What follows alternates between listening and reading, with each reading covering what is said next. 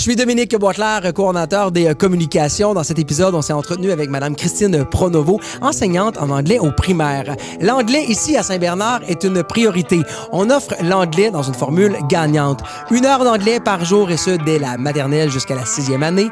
L'anglais intensif pour les élèves en 6e année avec une équipe école dévouée qui voit au soutien et à l'encadrement des élèves.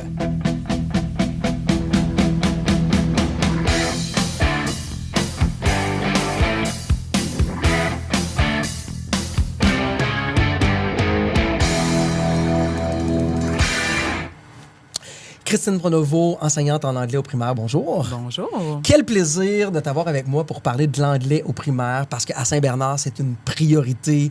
C'est vraiment super important. Et ça fait plusieurs années que tu enseignes à Saint-Bernard. Ça fait 20 ans. 20 ans. Donc, on y croit à l'anglais, on y Ouais. croit à toute sa formule. Et je veux d'ailleurs t'entendre parce qu'au primaire, on offre 1 heure d'anglais par jour aux élèves de la maternelle, à partir de la maternelle jusqu'en 6e année. Est-ce que ça fait réellement une différence? Ça fait une énorme différence. Tous les élèves passent par le même processus. Oui. 1 heure d'anglais par jour dès la maternelle. C'est vraiment focusé sur le plaisir. Le but, c'est que nos élèves arrivent dans la classe puis qu'il y ait du fun, qu'il y ait le goût d'être là, que ça soit vraiment captivant. Donc, quand ils aiment ça, quand ils se sentent bien, ils se rendent même pas compte qu'ils parlent en anglais pendant leur période. Là. C'est vraiment juste basé sur le plaisir. Chacun de mes collègues apporte sa petite touche particulière. Donc, dès la maternelle, avec Mrs. Forcier, c'est vraiment du bonheur, du plaisir. Puis, à chaque année, il y a une approche différente, vraiment basée sur le plaisir, qui fait que l'anglais est juste wow jusqu'en 6e année. L'autre question que j'ai, puis ma fille a fait le parcours primaire, et quand on me demande comment se qualifier son anglais à la fin, j'arrive pas à trouver les mots parce que moi, je fais « wow », elle est ultra fonctionnelle, mais comment on est prêt à les qualifier, les élèves, après leur parcours de maternelle à 6e année? C'est vraiment fluidité au maximum. Ils sont capables de s'exprimer en anglais super facilement. Étant donné qu'on a beaucoup de temps avec eux, on est capable de toucher plusieurs sujets. Donc, le vocabulaire est vraiment très varié, très riche. On est capable de toucher la lecture, l'écriture aussi. Donc, ils peuvent vraiment lire des livres qui sont plus étoffés après la 6e année, ce qui est en général pas le cas après le parcours du primaire, qui est souvent basé sur juste s'exprimer en anglais. On est capable d'aller plus loin avec la quantité de temps qu'on a avec tous nos élèves. On est loin des couleurs primaires, là. On voit vraiment. Ouais, Est-ce qu'on peut dire presque bilingue? Est-ce qu'on peut s'approcher? Oui, vraiment. Oui, vraiment. Mais on va continuer d'enrichir avec le programme au secondaire. Là, ça, c'est certain. Là, on va vraiment continuer d'enrichir beaucoup. Mais les langues, c'est vivant. Les langues, oui, c'est vivant. Ça. On continue d'apprendre pour différentes raisons. Ouais, mais ça. On peut dire qu'ils sont bilingues fonctionnels. Oui, vraiment, vraiment. Il faut venir dans ma classe pour le constater. Là, tout se passe en anglais en tout temps. Là, c'est vraiment wow. Je peux constater que quand on marche dans le corridor, on l'entend. C'est Ouais. ultra impressionnant. Ça me fascine aussi de dire que les élèves oublient qui parlent en anglais. Oui, ils parlent souvent l'anglais à la récréation, dans les corridors, parce que pendant le programme d'anglais intensif, là, le 4 heures d'anglais par jour, fait que là, ils sont vraiment en anglais en tout temps. Ils vont rêver en anglais. Les premières semaines sont quand même difficiles parce que c'est vraiment beaucoup, beaucoup d'anglais pour la 6e année, là, pour l'anglais intensif. Donc là, oui, là, l'anglais va s'étendre, puis ils vont parler en anglais sans s'en rendre compte. Là. Et si on parle d'ailleurs de l'anglais intensif, concrètement, l'élève a fait son parcours maternel jusqu'à la 5e année. L'anglais intensif est offert pour tous les élèves en 6e année. Oui. Ça se passe comment? Donc, on va prendre un élève X. Lui, qu'est-ce qu'il va vivre dans son année? Est-ce que ça se passe juste durant la première partie de l'année? On abandonne l'anglais pour la deuxième partie? Pédagogiquement, qu'est-ce qui se passe? À mon humble avis, on a trouvé la meilleure solution. En tout cas, la solution qui nous rend tous heureux, autant les enseignants que les élèves. Oui. Les parents probablement aussi. Mes élèves qui sont en 602 présentement, on va prendre un groupe, c'est le groupe 601 et 602. Présentement, mes élèves en 602 ont 4 heures d'anglais par jour sur une journée de 6 périodes. OK. Donc, 6 heures de scolarité. 6 heures de scolarité, 4 heures d'anglais par jour. Okay. Les 2 autres heures sont données au titulaire qui est quand même présent. On a vraiment une équipe spéciale. En 6e année, on a 3 enseignants pour 2 groupes, ce qui n'est pas le cas d'habitude dans les autres écoles. L'école a fait ce choix-là parce que ça donne vraiment beaucoup de ressources supplémentaires à tous les élèves du 3e cycle. Dans le fond, le 4 heures d'anglais par jour va être la partie anglais intensif. Oui. 2 heures français-mathématiques, les autres matières. Donc, le titulaire va voir ses élèves quand même pendant l'anglais intensif. Quand on fait le switch à la mi-année, Là, mon groupe 602 va avoir 1 heure d'anglais par jour quand même. Donc, moi, je peux voir mes élèves toute l'année en anglais, même s'ils ont de l'anglais intensif. Ça, c'est vraiment gagnant. Ça, c'est ce qui nous différencie. Oui, vraiment. Donc, habituellement, dans des parcours traditionnels ailleurs, les élèves font leur anglais intensif et l'autre moitié d'année ne touche pas à l'anglais. C'est ça, c'est terminé. Donc, nous, à ce moment-là, on leur offre encore 1 heure, ce qui permet de venir consolider et de ne pas perdre les acquis. Voilà. OK. Là, une autre chose, mathématiquement parlant, je regarde ça aller. Le 602 est en anglais intensif. Le titulaire a les élèves 2 heures par jour. Il est payé temps plein. Donc, il y a un titulaire qui se la coule douce. Oui, non, vraiment pas. Non? L'école... On aura compris que c'est une grosse Vraiment question. pas. Mais ça pourrait, mais non, Oui, c'est mais vraiment non. pas le cas. C'est une ressource qui est quoi? utilisée pour faire du soutien aux élèves ou de l'enrichissement aux élèves qui en ont besoin aussi. Tout le reste de sa journée est consacré à l'aider dans les classes où il y a des besoins particuliers. Il y a un horaire spécial. Puis les titulaires vont réserver des périodes. Présentement, c'est M. Lachapelle. Il y a des périodes de réservées avec tous les groupes de 5e et 6e année. Puis ça peut même être ailleurs dans l'école s'il y a des besoins spéciaux. Mais c'est vraiment une belle ressource supplémentaire pour l'équipe école. OK, fait que donc lui est vraiment en action, vraiment. On a parlé de bonheur. Tantôt, vous avez dit, on a trouvé enfin la recette qui permet d'être tout le monde heureux là-dedans.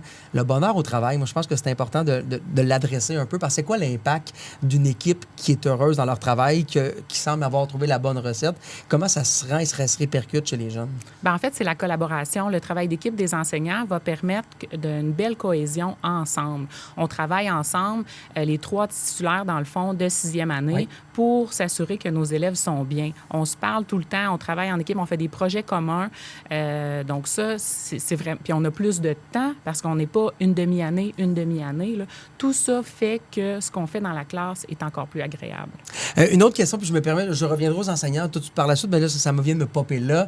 Est-ce que, dans votre carrière, au cours des 20 dernières années, vous avez vu une évolution, les médias sociaux, bref, on est un peu plus soumis, où on voit plus d'anglais, là, la télé, tout est plus facile et plus accessible que ce l'était, du moins, à mon époque, là. Est-ce que vous avez vu une différenciation au cours des années? Est-ce que c'est plus facile pour les élèves? Est-ce qu'on doit corriger plus de slang? Est-ce que... Bref, qu'est-ce qu'on en voit? Il y a beaucoup de points de ma réponse dans votre question. Oui. Les slangs, oui, vraiment beaucoup. Okay. Puis souvent, ils ne savent pas vraiment faire la différence entre ce qui est accepté et ce qui ne l'est pas, autant dans les textes que quand ils vont s'exprimer en classe. Donc, on doit les adresser puis les enseigner parce qu'ils sont côtoyés, ils sont vraiment confrontés à ça tout le temps. Les jeux vidéo, je n'ai pas le choix de dire que ça aide pour l'anglais, même si je ne suis pas... je comprends que ça prend un équilibre, là, ça prend un équilibre par rapport à l'écran, mais sont vraiment beaucoup mis en contact avec l'anglais par les jeux vidéo. Ça les aide quand même beaucoup, le YouTube et tout ça. Là. Je comprends que le contenu n'est pas toujours approprié, mais il y a quand même des points positifs par rapport à ça. Donc oui, il y a vraiment... Ça a vraiment facilité un peu votre travail. Vous avez dû vous adapter, assurément, évidemment. Ouais. L'anglais aussi, on parle beaucoup de savoir parler. Est-ce que vous accordez de l'importance aussi on a vite effleuré le sujet, mais l'écrit, parce que, moi, de voir des gens qui écrivent encore bien, ça c'est encore réconfortant. Est-ce que la lecture aussi, bref, on en fait quoi? Est-ce qu'on répartit un peu ces 3 volets-là? Étant donné que j'ai beaucoup de temps avec mes élèves, je suis vraiment capable de faire plus de lecture et plus d'écriture que sur d'autres niveaux. Puis si c'était pas 1 heure par jour, M. Lafrenière peut faire la même chose en 4e et 5e année aussi. Oui, il y a vraiment plus d'importance accordée à tout ça. En 6e année, il y a un livre obligatoire à lire. Ils ont plusieurs choix, là, selon les intérêts, mais un livre obligatoire à lire. Puis ça me permet de les diriger dans l'anglais enrichi, qui est souvent le cas au secondaire, là, parce que leur parcours est vraiment super de la maternelle à la 6e année. Donc, l'anglais enrichi au secondaire, puis on continue de pousser l'anglais jusqu'à la fin du secondaire. Jusqu'à la fin. Vous avez sûrement recroisé des élèves qui ont fait leur parcours également au complet primaire, secondaire. Est-ce que vous sentez que ce que vous leur avez laissé est un bagage qui a été précieux pour leur carrière ou leur vie de voyageur ou autre? Oui, mais j'espère vraiment. C'est une belle richesse. Ça leur permet de découvrir plein de choses. Ça les ouvre sur le monde, là, vraiment. Là. Je le souhaite. Langue universelle qui nous permet du moins d'être un peu partout, de pouvoir fonctionner. Un point sur lequel je voulais revenir, qu'on a laissé glisser comme ça, on a parlé du bonheur des enseignants. À Saint-Bernard, on a fait le choix d'avoir une grosse équipe d'enseignants en anglais, chose qui n'est pas le cas partout. Souvent, dans les écoles traditionnelles, on va se permettre d'avoir des fois un enseignant qui va faire une école, des fois deux. Peut-être 2 écoles. Peut-être 2 écoles. Pour vrai, jusque-là? Oui, juste parfois 2 écoles, puis tout le monde fait de son mieux. En fait, nous, on est 5 profs d'anglais au primaire. primaire. On est 5 profs d'anglais qui travaillent super bien ensemble, qui sont bien ensemble.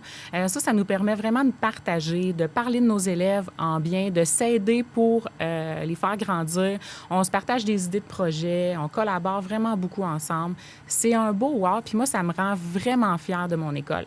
L'école a décidé de mettre l'accent sur l'anglais, puis c'est pas juste en le disant, c'est en le faisant, c'est en posant des actions concrètes. Puis tout ça, tous ces petits éléments-là qu'on a mentionnés ensemble, ça permet que nous, on est bien, puis bien, après ça, les élèves arrivent dans la classe en anglais, bien, ils sentent ça, ils sentent que nous, on est bien, puis eux vivent la meilleure expérience possible. Là. Une autre question, juste en terminant, est-ce que les élèves, vous sentez qu'il y a une barrière de s'exprimer? Parce que souvent, c'est une barrière finalement, on s'impose aussi plus on vieillit. Est-ce que c'est plus facile? Ils ont moins de barrières quand ils sont plus jeunes de pouvoir s'essayer, de se permettre l'erreur, chose que des fois, on ne se permet pas malheureusement en tant qu'adulte, puis on ne veut pas. Je vous ai dit en début d'entrevue, on ne fait rien en anglais. Mais les gamins, ils vivent ça comment? C'est des petites éponges, là, vraiment. Là. Quand c'est fait dans le plaisir, quand c'est fait dans la confiance, puis quand on leur répète qu'ils sont donc bien bons, pour vrai, là, leur anglais se développe super rapidement. Souvent, les parents vont me dire que c'est devant eux qu'ils ne veulent pas s'exprimer en anglais, mais nous, dans la classe, ça se passe en anglais à 100 %. La petite gêne est plus à la maison. Puis ça, je trouve ça très drôle parce que le français, il n'est juste pas présent dans nos classes. Là, donc, c'est clair que ça se passe en anglais. Là. Assurément. En fait, vous m'avez reconvaincu parce que je suis à même d'avoir vécu l'expérience, de pouvoir témoigner que c'est une richesse qu'on laisse à nos enfants, puisque vous nous expliquez le bonheur, la transmission et l'apprentissage léger, facile et vrai. Merci beaucoup, Mme Pronovo. C'est un plaisir. Ça me fait plaisir.